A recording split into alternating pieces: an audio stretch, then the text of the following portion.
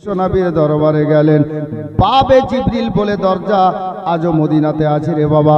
ওই মদিনা মুনাওয়ারাতে বাবে জিবরিল দিয়ে মসজিদে নববী শরীফে হযরতে জিবরিলে আমিন প্রবেশ করলেন। আমার মায়ার নবীকে হযরতে জিবরিলে আমিন সালাম জানিয়ে নবীকে বলছেন, ইয়া রাসূলুল্লাহ, চিন্তা করতে হবে না, আপনার বেটি ফাতেমার বিয়েটা কার সঙ্গে দেবেন? আমার আল্লাহ এটা ব্যবস্থা করে দিয়েছেন। আমার বিশ্বনবী বললেন, জিবরিল বলো, কার সঙ্গে বিয়ে দিতে বলেছেন মাওলা?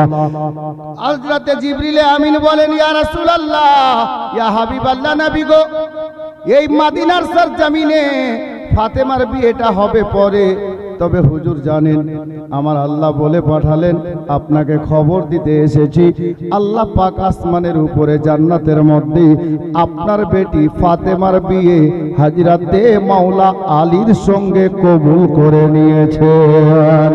ইয়া রাসূলুল্লাহ, দুনিয়াতে ফাতেমার বিয়ে পরে হবে, জান্নাতের মধ্যে আল্লাহ হযরতে গিরামি ফেরেশতাদের মধ্যে আল্লাহু আকবার কবীরা মা ফাতেমার বিয়ে খানা হযরতে মাওলা আলীর সঙ্গে আপনার কি বলে পড়িয়ে দিয়েছেন। এ বেরাদার বাবারা ভাইরা, আপনারা একটা কথা জিজ্ঞাসা করতে পারেন, আমার মা ফাতেমার বিয়েটা যে জান্নাতের মধ্যে হয়ে গেছে রে বাবা, হযরতে আলীর সঙ্গে কতজন ফেরেশতা দেখেছিল? কিতাব লেখক লিখেছেন সিরাতের কিতাবে, হযরতে মা ফাতেমার বিয়ে যখন জান্নাতের মধ্যে আল্লাহর হুকুমে পড়িয়ে দেওয়া হয়েছে, কবুল হয়ে গেছে, ইজাব কবুল হয়ে গেছে। এ বেরাদার, আল্লাহর পবিত্র ফেরেশতা সাজ্জাদুল মালাইকা জিবরিল আমিন আমার নবীকে বলেন, ইয়া রাসূলুল্লাহ, 40,000 ফেরেশতাকে সাক্ষী বানিয়ে আমার আল্লাহ ফাতেমার বিয়েটা আলীর সঙ্গে পড়িয়ে দিয়েছে।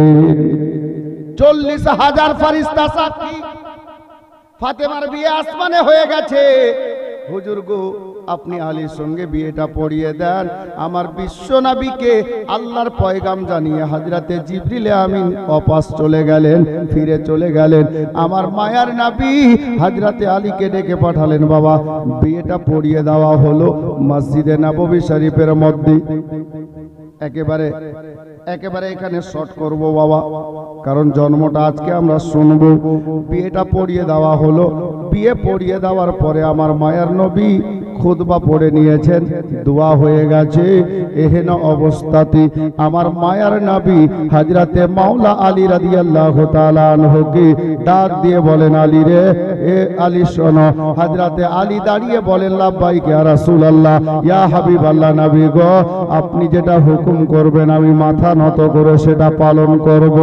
আমার নবী বলেন, আলী রে, এই ফাতেমার অভিভাবক আমি নবী এতক্ষণ ছিলাম রে, এখন বিয়েটা তোমার সঙ্গে পড়িয়ে দিয়েছি, তুমি তার স্বামী, এ ফাতেমার অভিভাবক তুমি হয়ে গেছো রে আলী।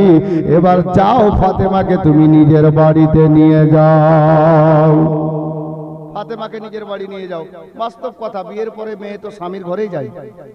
1400 বছর আগে সেটাই ছিল, আজও আছে। বেরাদার, আমার মায়ার নবী যেমনই বাবা বললেন, আলী তোমার বিবিকে তুমি নিজের বাড়িতে নিয়ে যাও। হযরতে মাওলা আলী মসজিদে নববী শরীফের মধ্যে দাঁড়িয়ে আমার দয়ার নবী মায়ার নবীকে কাতর স্বরে বলেন, ইয়া রাসূলুল্লাহ, ইয়া হাবিবাল্লাহ নবী গো, আপনি যে সবই জানেন ইয়া রাসূলুল্লাহ, আর ফাতেমাকে আমি কোন বাড়িতে নিয়ে যাব হুজুর? এই মদিনাতে আমার নিজস্ব কোনো বাড়ি নয় নবী গো, আপনার বলাতে আপনার হুকুমে মাঝে মধ্যে আপনার হুজরা মোবারকায় আমি খেজুরের পাতার চাটাই বিছিয়ে আপনার কদমের দিকে বিছানা লাগাই আরাম করে থাকি। ইয়া রাসূলুল্লাহ, আমি আমার অর্ধাঙ্গিনী জীবন সঙ্গিনী এ ফাতেমা নবী নন্দিনীকে এখন এই মুহূর্তে কোন বাড়িতে নিয়ে যাব? আলে নবীর সঙ্গে মহব্বত কেমন করেছেন সাহাবীরা শুনেন বাবা। যেমনই এই কথা আলীর মুখ থেকে বেরিয়েছে, মসজিদে নববী শরীফে যতজন সাহাবী সাহাবী উপস্থিত ছিলেন, প্রেজেন্ট ছিলেন। ইনাদের মধ্যে একজন সাহাবী দাঁড়িয়ে গেলেন, আমার মায়ার নবীকে ডাক দিচ্ছেন, ইয়া রাসূলুল্লাহ, ইয়া হাবিবাল্লাহ নবী গো, যদি আপনার নির্দেশ পাওয়া যায়, আপনার অর্ডার পাওয়া যায়, তাহলে আমি দুটা কথা বলতে চাই। কে দাঁড়িয়েছেন বাবা জানেন? কিতাবের মধ্যে নামখানা লেখা আছে, হযরতে হারসা বিন নাউমান আনসারী রাদিয়াল্লাহু তাআলা আনহু, যিনার নাম কিতাবের পাতায় হযরতে হারসা বিন নাউমান আনসারী বলেন, ইয়া রাসূলুল্লাহ, ইয়া হাবিবাল্লাহ নবী গো, অর্ডার দিলে দুটা কথা বলি। আমার নবী বললেন, হারসা রে, রাত আমি তোকে অর্ডার দিলাম, কি বলবি বল বাবা। হযরতে হারসা বিন নাউমান আনসারী বললেন, ইয়া রাসূলুল্লাহ, ইয়া হাবিবাল্লাহ, এ মদিনাতে আমার দুইটা বাড়ি আছে, একখানা বাড়িতে নিজের বিবি বাল বাচ্চা নিয়ে বসবাস করি, আর অপর বাড়িটা গেটে তালা দিয়ে বন্ধ করে রাখা আছে। নবী গো, যদি আপনার অনুমতি পাই, আপনার মহব্বতে, আপনার ভালোবাসাতে, আমি হারসা বিন নাউমান আনসারী আপনার বেটি জামাইকে, আলী আর ফাতেমাকে, আমার ওই দ্বিতীয় বাড়িটা দান করে দিলাম। হযরতে হারসা বিন নাউমান আনসারী বাড়িতে গেলেন, তালার চাবিটা নিয়ে আসলেন, আমার মায়া নবীকে দান করলেন, হুজুর আমি এটা মুক্ত হস্তে দান করে দিলাম, আপনার মহব্বতে আপনার বেটি জামাইকে আমি আমার বাংলা খানা দান করে দিলাম। এ বেরাদার, আমার মায়ার নবী সাল্লাল্লাহু আলাইহি ওয়াসাল্লাম হযরতে মাওলা আলীকে ডাক দিলেন, আলী শোনো বাবা। হযরতে আলী আমার নবীর সামনে দাঁড়ালেন, বিশ্ব নবী চাবিখানা দিয়ে দিলেন, বললেন, আলী রে, এবার তোমার বাড়ির ইন্তজাম হয়ে গেছে, বাড়ির ব্যবস্থা হয়ে গেছে, যাও বাবা আলী, তোমার বিবিকে নিয়ে, আমার বেটি ফাতেমাকে নিয়ে তুমি নিজের ঘরে যাও, নিজের বাড়িতে যাও। বাবারা ভাইরা, দ্বিতীয় হিজরিতে আমার নবী আলীর সঙ্গে আমার মা ফাতেমার বিয়েটা পড়িয়ে দিলেন হযরতে জান্নাত রানীকে সঙ্গে নিয়ে, আর হযরতে মাওলা আলী নিজের বাড়িতে চলে গেলেন বাবা।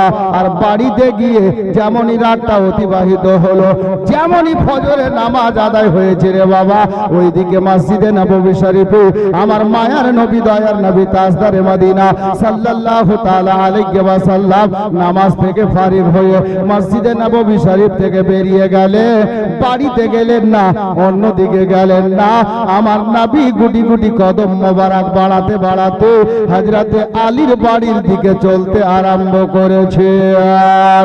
এ বেরাদার, আমার বিশ্ব নবীর ফরমান রে বাবা, আমার মায়ার নবী নিজের পবিত্র জবানে ইরশাদ করেছে, এই দুনিয়াওয়ালারা শোনো, এ আমার সাহাবীরা শোনো, এ ফাতেমা আমার শরীরের এক টুকরা মাংস।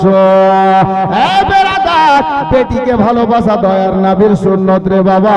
আমার মায়ার নবীর ব্যাপারে ইতিহাস লেখকেরা লিখেছেন বাবা, যে আমার মায়ার নবী নিজের বেটি ফাতেমাকে একটা দিন যদি না দেখতেন থাকতে পারতেন না বাবা। আমার মায়ার নবী বেটির বাড়ির দিকে চলতে আরম্ভ করেছে। এক পা দুপা করতে করতে মায়ার নবী ফাতেমার বাড়ির দরজায় হাজির। আওয়াজ দিচ্ছেন, ফাতেমা। যেমনই আওয়াজ দিয়েছেন, ফাতেমা বাড়িতে ছিলেন, চট করে আসলেন, দরজা খুললেন। আমার মায়ার নবী দোজাহানের বাদশা। আমরা আর কত বড় লোক, আমরা কত বড় লোক, কোথায় নবী আর কোথায় আমরা, নাউজুবিল্লাহ। আমরা তো উনার কদমের ধুল তো দূরের কথা, উনার গোলামের গোলামের গোলামের কদমের ধুল যদি হয়ে যায় তো জীবনটা ধন্য হয়ে যাবে। উনি দোজাহানের বাদশা, জিনার জন্য আল্লাহ সারা পৃথিবীকে বানিয়েছেন, জিনার মহব্বতে। উনার ব্যাপারে একটু শুনুন বাপ, ইমান তাজা হয়ে যাবে। হযরতে দয়ার নবী দোজাহানের বাদশা হওয়া সত্ত্বেও বেটির বাড়িতে গেছেন, বেটির বাড়িতে গেছেন। আমরা কেমন বাবা, আর আমার নবীকে দেখেন। সকাল হলে আমরা কি করি, বেটি উঠেছে ফোন করে, স্বামীর বাড়িতে আছে বেটি, ফোন করে ফোন ধরেছে, মা গুড মর্নিং। অনেক বাবা বলে, অনেক বাবা বলে। ভাই আমি টানা দিচ্ছি না, শিখেন, এটা আমাদের জন্য নয়, এটা ইংরেজদের জন্য। জি, আমার মায়ার নবী দোজাহানের বাদশা ফজর পড়ে বেটির বাড়িতে গেছেন। যেমনই ফাতেমা দরজা খুলেছেন, আমার দোজাহানের বাদশা মায়ার নবী বলছেন, আসসালামু আলাইকুম ওয়া রাহমাতুল্লাহ। নিজের বেটিকে দয়ার নবী সালাম জানাচ্ছেন। কটা বাবা সালাম জানায়? সবাই জানায় না, আছে, এটা না যে নেই, আছে, অনেক বাবা আছে যে বেটিকে সালাম করে। তাহলে এখান থেকে বুঝতে পারা কি গেল, নিজের মেয়েকে নিজের বেটিকে সালাম করা দয়ার নবীর সুন্নত। বাবা যেমন বেটিও তেমন। গাছ ভালো হলে ফল তো ভালো হবে অটোমেটিক। আমার মায়ার নবী যেমনই ফাতেমাকে সালাম জানালেন, জান্নাত রানী নবী নন্দিনী মাওলা আলীর ওয়ার্দাঙ্গিনী উনি সালাম কবুল করলেন।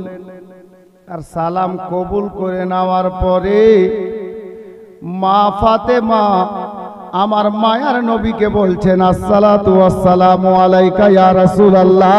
বুঝতে পারা গেল বাবার সালাম কবুল করে আবার বেটি নিজের বাবাকে সালাম জানালেন। তাহলে কোন মেয়ে যদি বাবাকে সালাম করে তাহলে এটা জান্নাত রানী ফাতেমার সুন্নত হবে। সালাম কালাম হলো। আমার নবী বলছে, নবীকে ফাতেমা বলছেন, হুজুর ভিতরে তাশরিফ নিয়ে আসেন, ঘরের মধ্যে আসেন। আল্লাহর নবী ডাক দিচ্ছেন, ফাতেমা আলী কোথায়? বলে হুজুর বাড়িতে। ডাকো মা, আলীকে ডাকো। আলী আসলেন, আলী এসে দাঁড়ালেন, সালাম কালাম হলো। আমার নবী বলছেন, ফাতেমা রে। জি লাব্বাইক ইয়া রাসূলুল্লাহ। বেটি একটু পানির ব্যবস্থা করো, এক লোটা পানি নিয়ে এসো। আহা, আমার মায়ার নবীর লাডলি দুলারি বেটি জান্নাত রানী নবী নন্দিনী এক লোটা পানি আনলেন। বাবা পানিটা আমার বিশ্ব নবীর হস্ত মোবারকে দিলেন। আমার নবী ওই পানিখানা নিয়ে নিলেন বাবা, আর নিজের হস্ত মোবারকের দুই হস্ত মোবারকের কবজি পর্যন্ত পানিতে ডুবিয়ে দিলেন।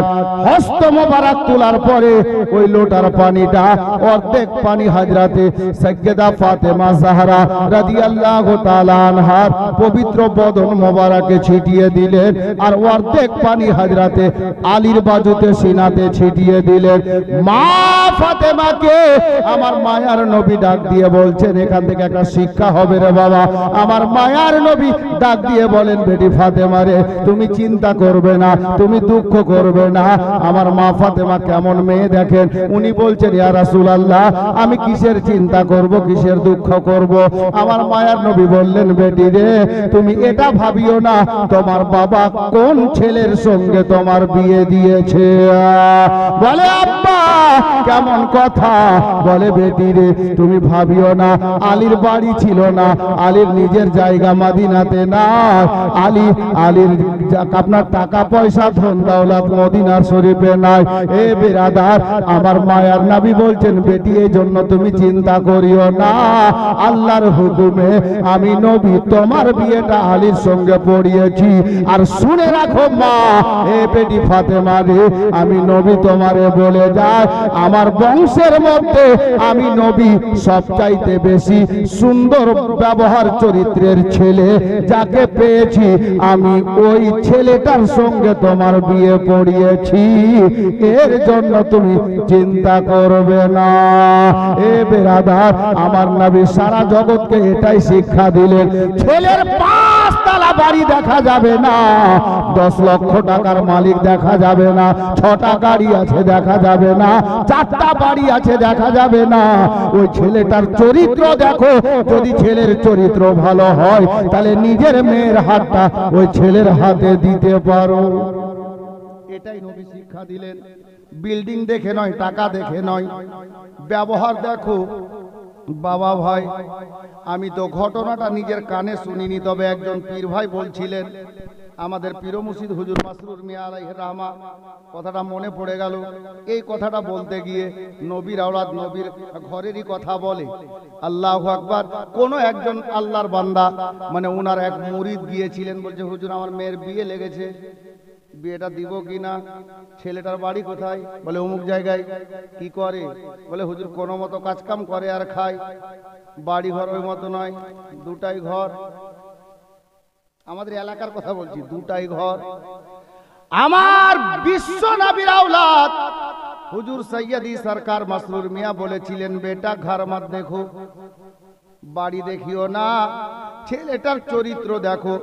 যদি ছেলেটার ব্যবহার ভালো হয় তাহলে নিজের বিবিকে নিয়ে ও চাইলে জঙ্গলে প্লাস্টিক খাটিয়ে সংসার চালিয়ে নেবে। ব্যবহার দেখো, ব্যবহার ভালো আছে কিনা।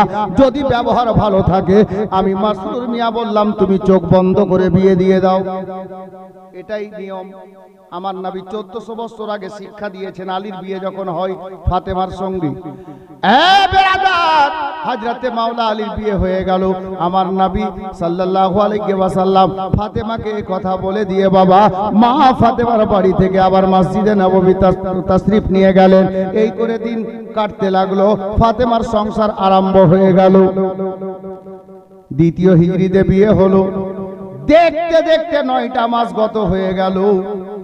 আমার বিশ্ব নবীর দরবারে কোন এক আল্লাহর নবীর দিওয়ানা, আল্লাহর নেক বান্দা, নবীর প্রেমিক, উনি একদিন দৌড়তে দৌড়তে এসে আমার মায়ের নবীকে সালাম জানালেন, ইয়া রাসূলুল্লাহ, ইয়া হাবিবাল্লাহ, নবী গো, আমি এই মুহূর্তে একটা শুভ সংবাদ নিয়ে আপনার দরবারে হাজির হয়েছি।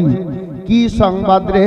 বলে আপনার বেটি ফাতেমার বাড়িতে আপনার বেটির গর্ভ থেকে আপনার একটা নাতির জন্ম হয়েছে, একটা নাতি জন্ম নিয়েছে। বেরাদার, আমার মায়ার নবী, দয়ার নবী হযরতে গেরামি ওই মুহূর্তে খুশি খুশি আনন্দে আনন্দিত হয়ে হযরতে আলীর বাড়িতে তাশরীফ নিয়ে গেলেন। আলীর বাড়িতে তাশরীফ নিয়ে গেলেন। গিয়ে যেমনই দরজা নক করেছেন, মাওলা আলী বাড়িতে ছিলেন। দরজা খোলা হলো। যেমনই দরজা খোলা হলো, বিশ্ব নবী সালাম কালাম হলো। নবী আমার ভিতরে তাশরীফ নিয়ে গেলেন। বাড়িতে একটা দাসী ছিল, দাসী তার নাম লেখা আছে কিতাবে হযরতে আসমা রাদিয়াল্লাহু তাআলা আনহা। ওই মেয়েটা একটা রেশমি কাপড়ে করে মা ফাতেমার বেটাকে ধারণ করে দয়ার নবীর হস্ত মোবারকে এনে দান করলেন, দিলেন। আমার নবী ছেলেটাকে নিলেন, নাতিকে নিলেন, ডান কানে আজান দিলেন, বাম কানে একামত দিলেন, যাকে তাকবীর আমরা বলি। নামাজের আগে যে তাকবীরটা দিই, জামাত আরম্ভ হওয়ার আগে তাকবীর দিলেন। আর এহেন অবস্থায় মাওলা আলীকে আমার নবী ডাক দিলেন, আলী। লাব্বাইক ইয়া রাসূলুল্লাহ। আচ্ছা বাবা বলো তো, তোমার ছেলেটার নাম রেখেছো? আমার নবী জিজ্ঞেস করছেন। আলীর জবান থেকে কি বেরোচ্ছে দেখুন। আমাদের মধ্যে কিছু লোক আছে, ও মৌলবি মুফতি ভালো শিক্ষিত লোককে জানতে যাই না কি নাম রাখবে। টিভি অন করলো, সিরিয়ালে কোনটা নাম ভালো চলছে ওটাই রেখে দিল। জি, এরকম হচ্ছে এলাকাতে। আমাদের মধ্যে এমন এমন নাম আছে ছেলের মেয়ের, যেটা শরীয়তি নাম নয়। জি, যাই হোক, আমি ওগুলো নাম বলতেও যাচ্ছি না, বাস খালি উদাহরণস্বরূপ বললাম। হযরতে আলী জবান থেকে কি বেরোচ্ছে? আলী বলছেন, ইয়া রাসূলুল্লাহ, এটা কি সম্ভব? আমি আলীর দ্বারাতে?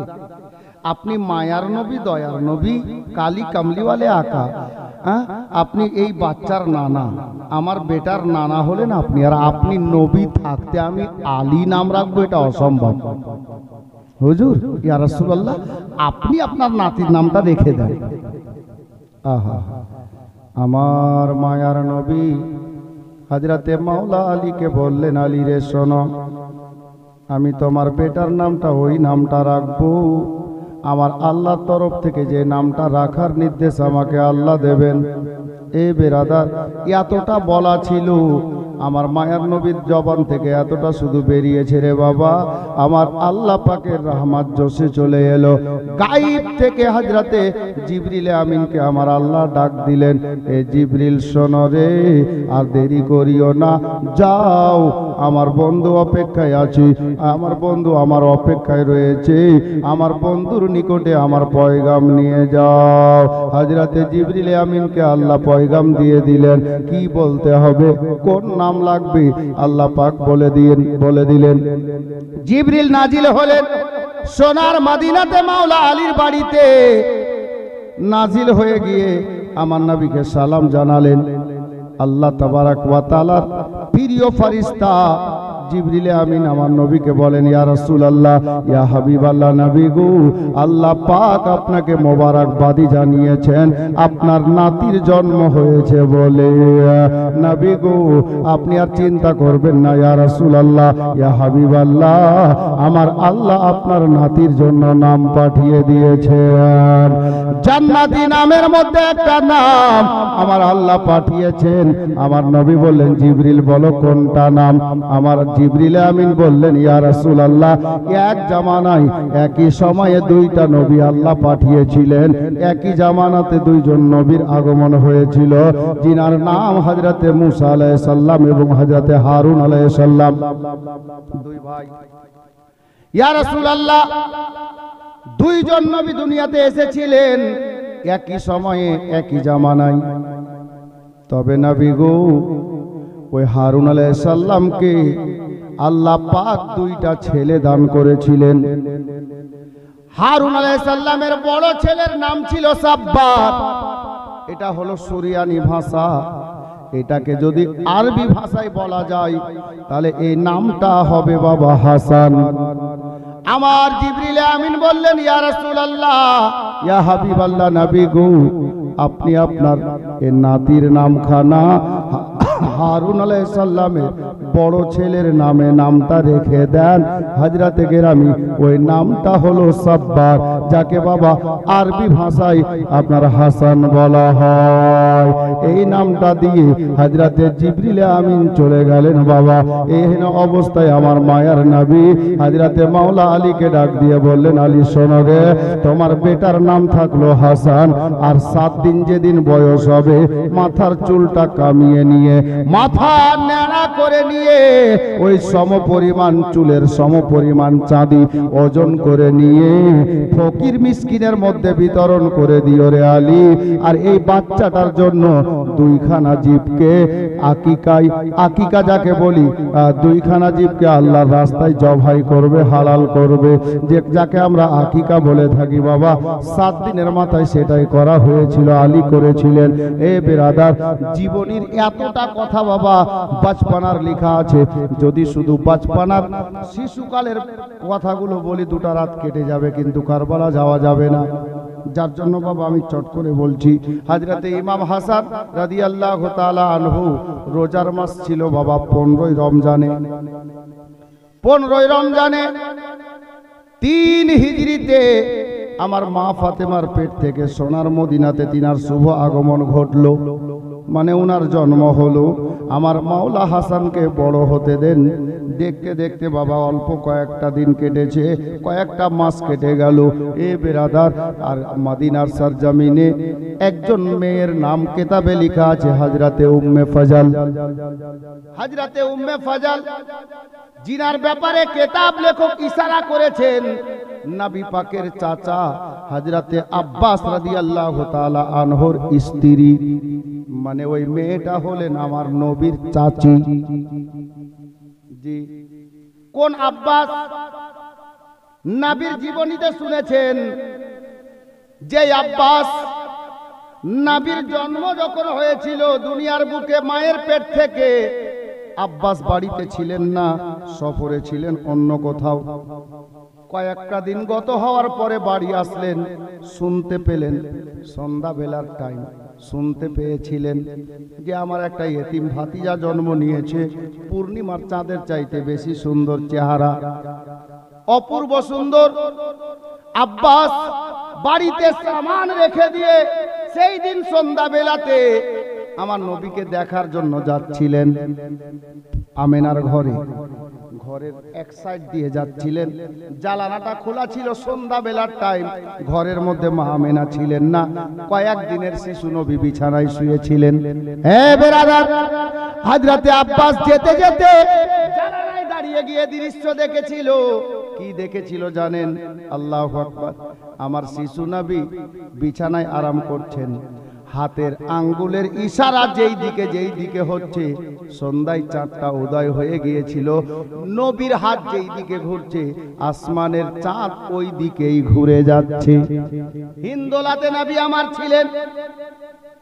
হযরতে আব্বাস অবাক হয়ে গিয়েছিলেন সেই দিন। আমেনা দোলনার নিকটে নেই, দাদু আব্দুল মুত্তালিব দোলনার নিকটে নেই, কোনো ফুফু আম্মা চাচি আম্মা নেই, আমেনাও ঘরে নেই, কোনো লোক দেখতে পাওয়া যায় না। আব্বাস দেখেছিলেন আমার মায়ার নবীর দোলনাটা দোলতে আছে। কে দোলাচ্ছিল? কাউকে দেখতে পাওয়া গেল না।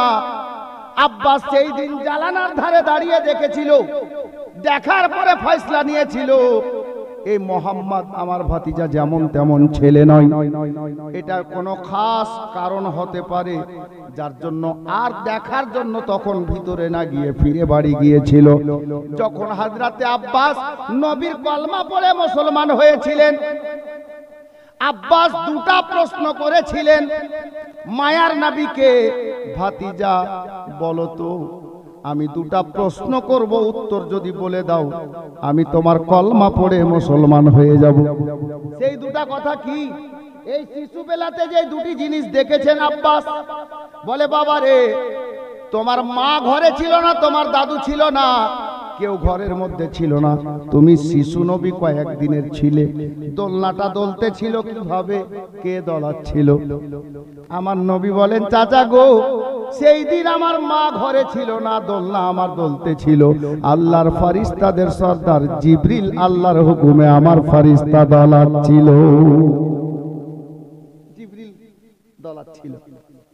আচ্ছা বাবা বলো তো, সন্ধ্যার টাইম ছিল, তুমি শিশু নবী, তোমার হাত যেই দিকে ঘুরছিল, আমি দেখলাম আসমানের চাঁদটা ওই দিকেই ঘুরছিল, ব্যাপারটা কি?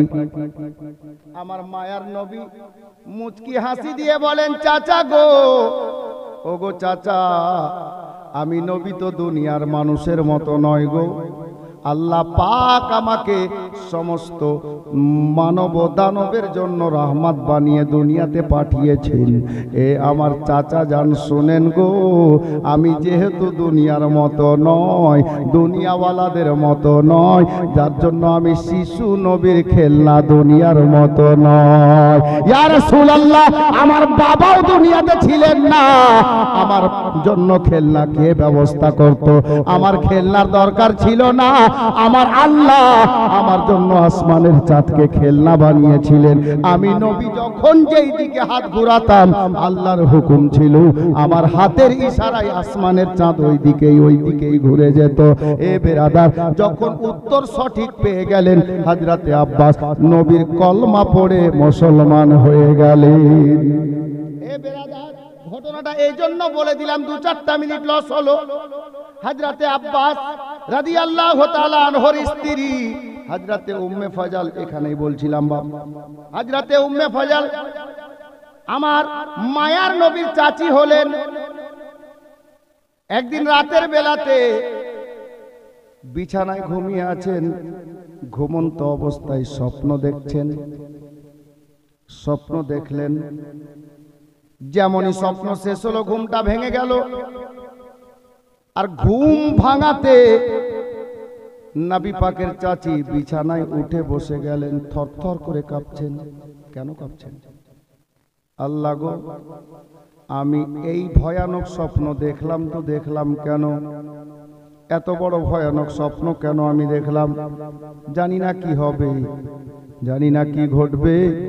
আমার মায়ার নবীর চাচি আর বিছানাতে ঘুমাতে পারলেন না বাবা। এই বসে বসে সকাল হয়ে গেল। যখন সকাল হয়ে গেল, ডানে বামে নয়, আপনার কি বলে অন্য কোথাও নয় গো, সকাল হতে না হতেই আমার নবীর চাচি আমার মায়ার নবীর দরবারে হাজির হয়ে গেলেন। মায়ার নবী দরবারে হাজির হয়ে গেলেন। আমার মায়ার নবী সাল্লাল্লাহু তাআলা আলাইহি ওয়াসাল্লাম চাচি জানকে দেখে বলছেন, চাচি ব্যাপার কি?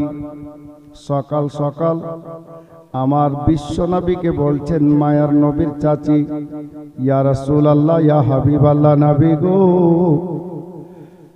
আমি রাতের বেলায় একটা ভয়ানক স্বপ্ন দেখেছি ইয়া রাসূলুল্লাহ। এত বড় ভয়ানক স্বপ্ন, যখন স্বপ্ন শেষ হলো আমার ঘুমটা ভাঙলো। আর গভীর রাত থেকে আমি অনেক চেষ্টা চালালাম হুজুর, কিন্তু আমাকে ঘুম এলো না। আমি বসে বসে সারা রাত পার করেছি, আর আমার কলেজা কেমন ছটপট ছটপট করতেছে, আমার মনটা কেন উড়া ভাগা করতেছে। এত বড় ভয়ানক স্বপ্ন দেখলাম তো দেখলাম কেন? আমার নবী বলেন, চাচি যান, আপনি স্বপ্নটা তো একটা বার বলেন। উনি বলছেন, হুজুর বলতে ভয় লাগছে। আমার নবী বললেন, চাচি গো, আমি নবী আছি, তোমার কোনো ভয় নেই, তুমি স্বপ্নটা বলো। আল্লাহু আকবার কবীরা।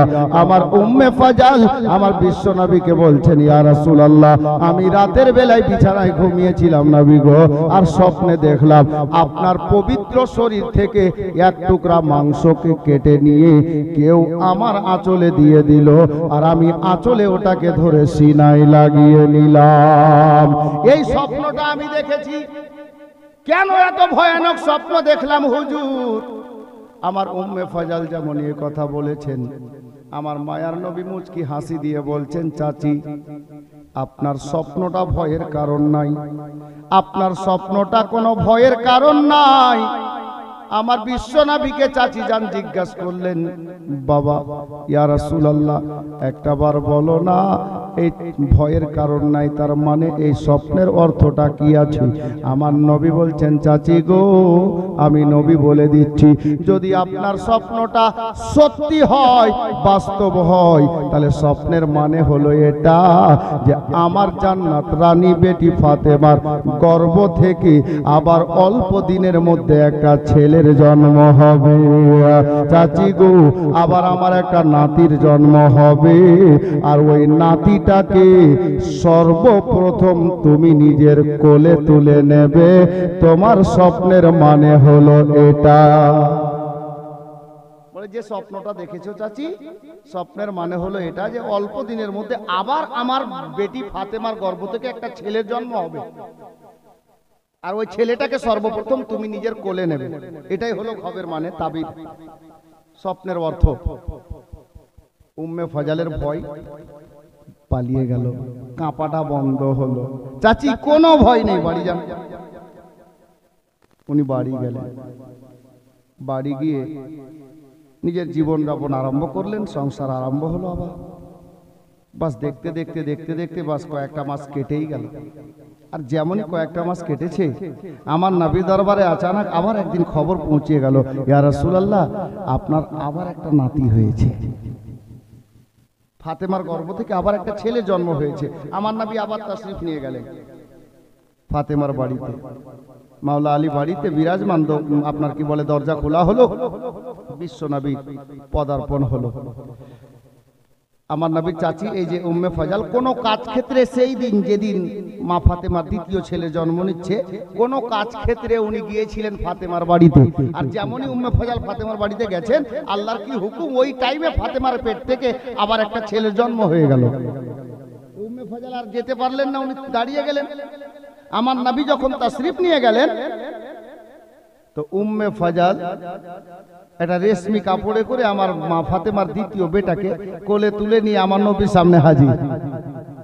আমার নবী তখনই বলছেন, চাচি, কমাস আগে যে স্বপ্নটা আপনি দেখেছিলেন না, স্বপ্নের মানেটা আমি নবী বলে দিয়েছিলাম, সেটা আজ বাস্তবেই পূর্ণ হয়ে গেল। দেখলেন আপনি এখানে? বলে, বাবা আমি কোনো কাজ ক্ষেত্রে এখানে এসেছিলাম, আল্লাহ তাবারাক ওয়া তাআলা ওই টাইমে ফাতেমার পেট থেকে এই বাচ্চাটাকে দুনিয়ায় পাঠিয়েছেন, আমি সর্বপ্রথম কোলে নিয়েছি।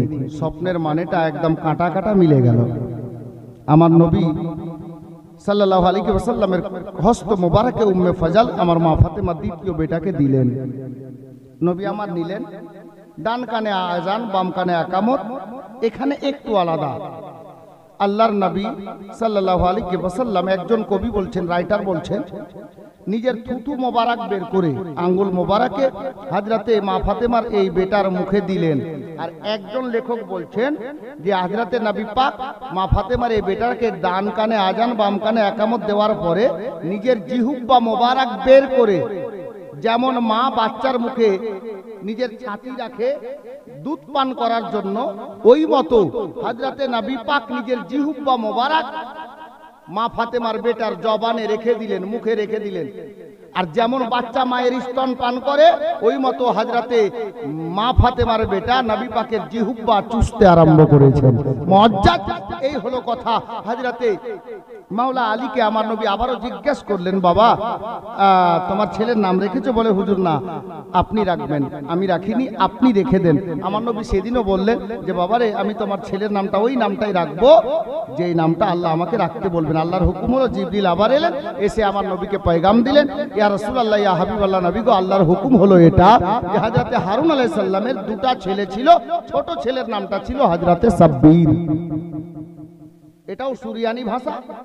সাব্বিরকে যদি আপনি আরবি ভাষায় বলেন তো হুসাইন হবে। তো আমার নবীকে বললেন, ইয়া রাসূলুল্লাহ, আপনার নাতির নামটা হুসাইন রেখে দেন, সাব্বির রেখে দেন। দিয়ে জিবরিল চলে গেলেন, আমার নবী নামটা রেখে দিলেন। 7 দিনে আকিকা হলো, আর মাথার চুল কেটে নিয়ে সম পরিমাণ চাঁদি ওজন করে ফকির মিসকিনের মধ্যে বিতরণ করা হলো।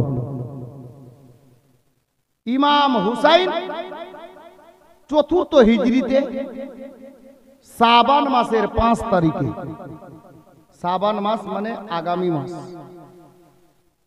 এটা রজব মাস চলছে, আরবি মাস রজব মাস চলছে, এর পরের মাসটাই হবে শাবান মাস।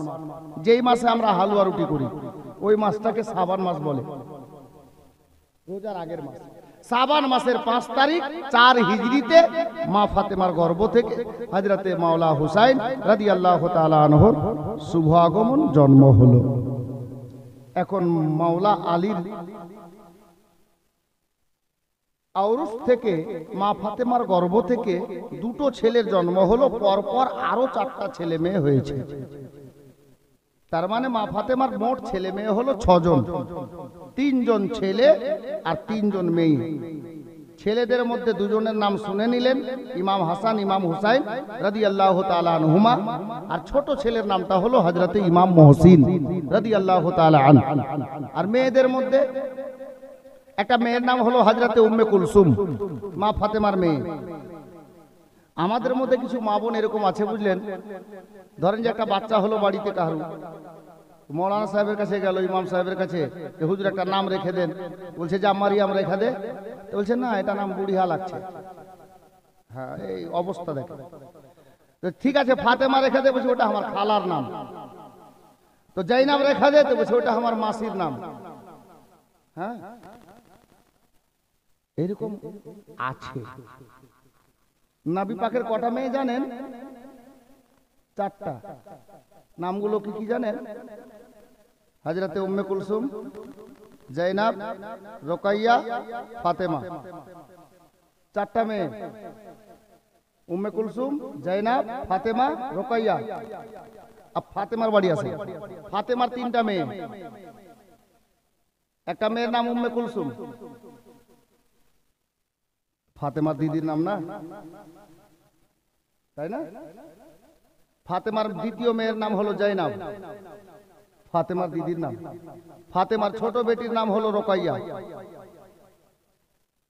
কোথায় পেলেন আপনারা? খালার নাম আছে তো রাখা যাবে না? হ্যাঁ, বেটার নাম বলছে কি রাখবি? বলছে আব্দুল কাদির রাখ। বলছে না, এটা আমার মামুর নাম।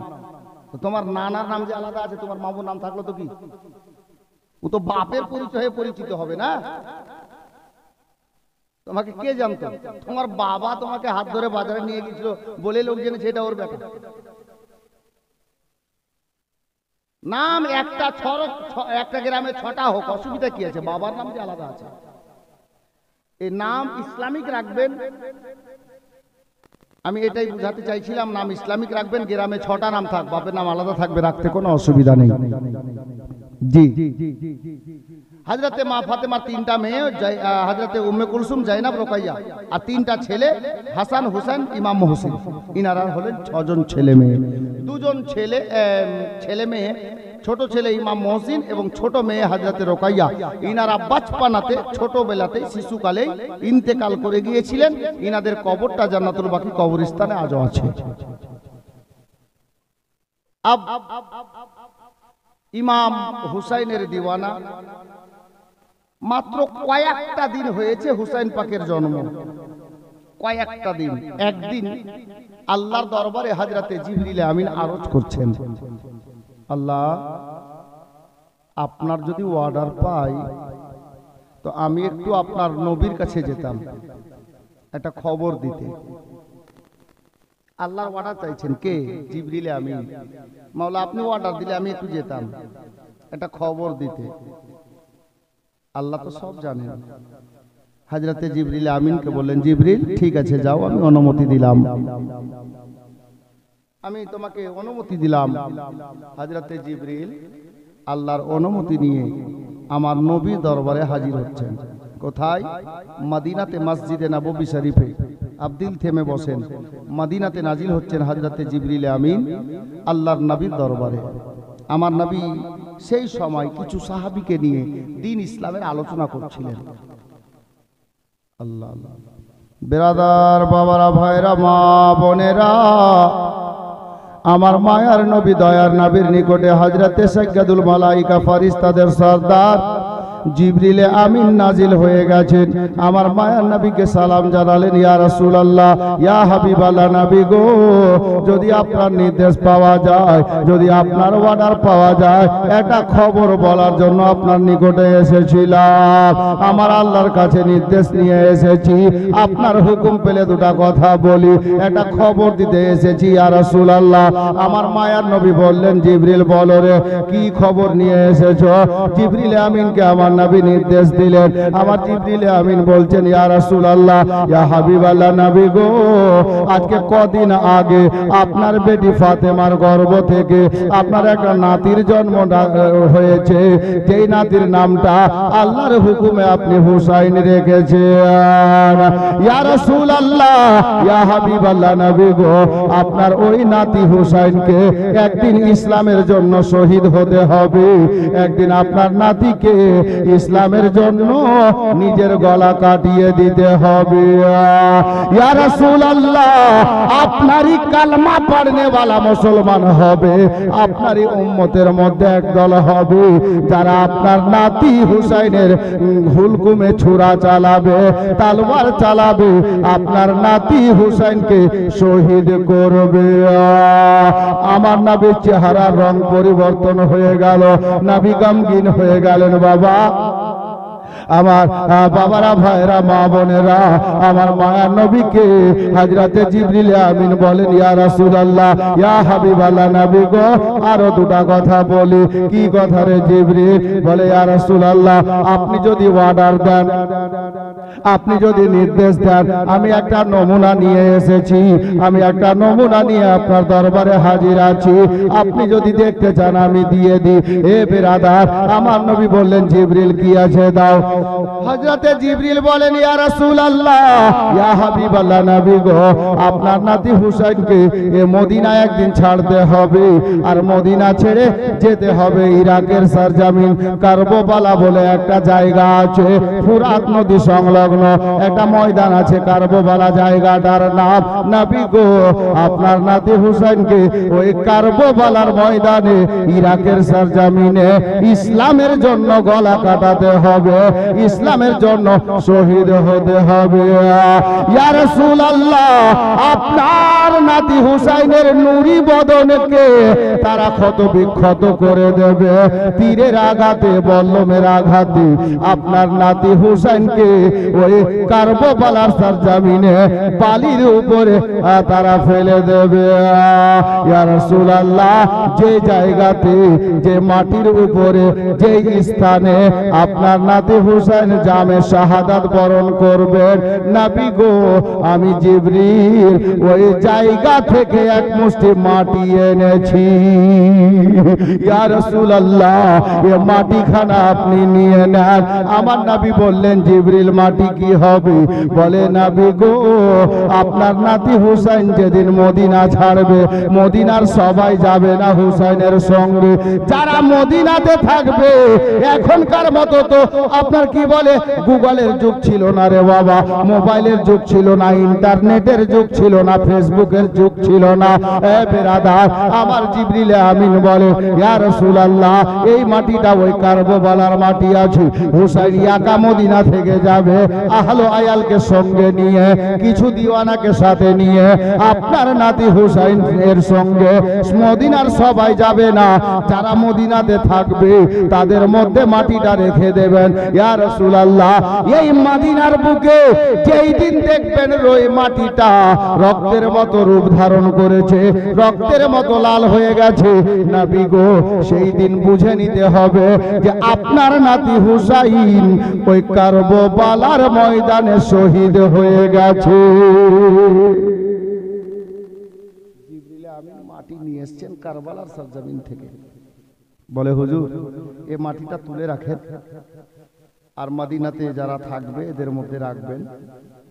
এরা যখন মদিনায় দেখবে যে মাটিটা ঠিক যেমন রক্তকে দেখতে লাগে লাল, ওই মতো রক্তের মতো পূর্ণ আকার ধারণ করবে, লাল হয়ে যাবে, সেই দিন মদিনা থেকে বুঝে নিতে হবে যারা মদিনাতে থাকবে যে আজকে নবীর নাতি হুসাইন কারবালাতে শহীদ হয়ে গেছে। বাবা, এই খবর বলে দিয়ে জিবরিল চলে গেলেন। আর জিবরিল চলে যাওয়ার পরে আমার নবী মসজিদে নববী শরীফের মধ্যে থেকে বাড়ির মধ্যে তাশরিফ নিয়ে যাচ্ছেন, বাড়ির মধ্যে তাশরিফ নিয়ে যাচ্ছেন। বাবা, মা বোনেরা, আমাদের মধ্যে কিছু লোক আছে যারা বলে নবী ইলমে গায়ব জানেন না, নাউজুবিল্লাহ। এখান থেকে একটা প্রমাণ, জিবরিল বলে গেলেন মদিনাতে ওদের মধ্যে মাটিটা রাখা যাক যারা মদিনাতে থাকবে। এই মাটিটা মদিনাতে রক্তের মতো লাল হবে, সেই দিন বুঝে নিতে হবে আমার নবীর নাতি হুসাইন কারবালাতে শহীদ হয়ে গেছে। এটা কথা বলে গেলেন। কে বাঁচবে কে মরবে এটা কথা বলেননি জিবরিল। আমার মায়ার নবী মাটিটা নিয়ে বাড়ির মধ্যে গেলেন। বাড়ির মধ্যে গিয়ে বাবা আমার মা আয়েশাকে ডাক দিলেন না, হযরতে উম্মে হাবিবাকে ডাক দিলেন না, মারিয়াকে ডাক দিলেন না, মাইমুনাকে ডাক দিলেন না, বেরাদার হযরতে হাফসাকে ডাক দিলেন না।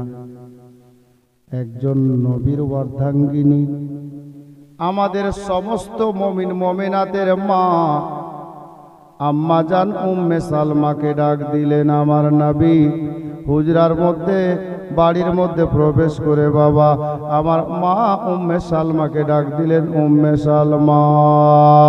যেমনই উম্মে সালমা বলে ডাক দিয়েছেন আমার মায়ার নবীর অর্ধাঙ্গিনী জীবন সঙ্গিনী হযরতে মা উম্মে সালমা লাব্বাইক ইয়া রাসূলুল্লাহ বলে হুজরার মধ্যে থেকে বেরিয়ে নবীর সামনে দাঁড়িয়ে গেছেন। ইয়া রাসূলুল্লাহ, আপনি আমাকে ডাক দিয়েছেন। হ্যাঁ বিবি, তোমাকে ডাক দিয়েছি। আমার মায়ার নবীকে উম্মে সালমা বলেন, ইয়া রাসূলুল্লাহ, আমার জন্য যা নির্দেশ আছে আপনি বলুন, আমি সেটাই অন্তর থেকে করব। আমার নবীর চেহারার রং পরিবর্তন দেখাচ্ছে বাবা, মনটা খারাপ দেখাচ্ছে। হযরতে উম্মে সালমাকে আমার মায়ার নবী ডাক দিয়ে বলেন, উম্মে সালমা রে, এই নাও, তুমি নিজের আঁচলে নিয়ে নাও, নিজের কাছে তুমি রেখে দাও। ইয়া রাসূলুল্লাহ, কি নেব? আঁচলটা সামনে তুলেছেন বাবা।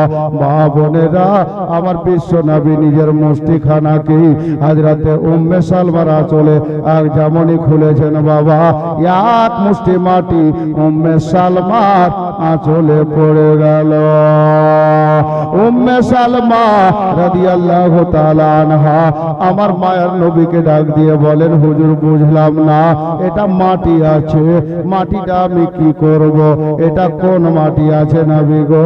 আমার মায়ার নবীর চোখের পানি থামে না রে বাবা, মায়ার নবীর চোখ দিয়ে ঝরঝর করে অশ্রু বের হচ্ছে।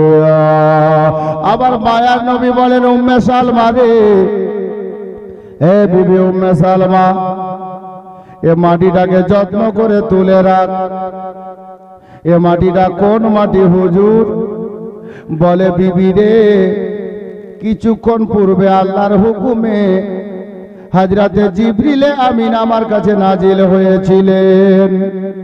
এ বিবি উম্মে সালমা, আমার মায়ার নবী বলেন, এ বিবি উম্মে সালমা, জিবরিল এসে আমাকে বলে গেলেন, জানিস রে বিবি, আজকে মাত্র কদিন আগে আমার বেটি ফাতেমার গর্ভ থেকে আমার একটা নাতির জন্ম হয়েছে, যার নাম আল্লাহর হুকুমে আমি নবী রেখেছি ইমাম হুসাইন।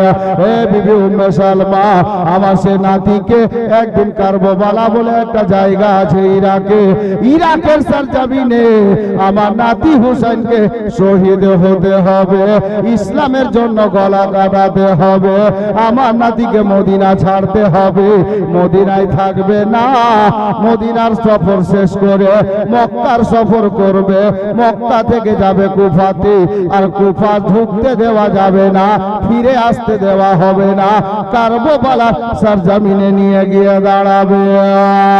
এ বিবি উম্মে সালমা, আমার নাতিকে ইসলামের মধ্যে আমার কালমা পড়নেওয়ালা কিছু উম্মত হবে, তারা দাবি করবে নবীর উম্মত বলে, আর কাজ হবে একেবারে দুষ্ট দুরাচারদের মতো, নালায়েকদের মতো। এ বিবি উম্মে সালমা, জানো রে, আমার নাতি হুসাইন কারবালায় একদিন শহীদ হয়ে যাবে ইসলাম বাঁচানোর জন্য।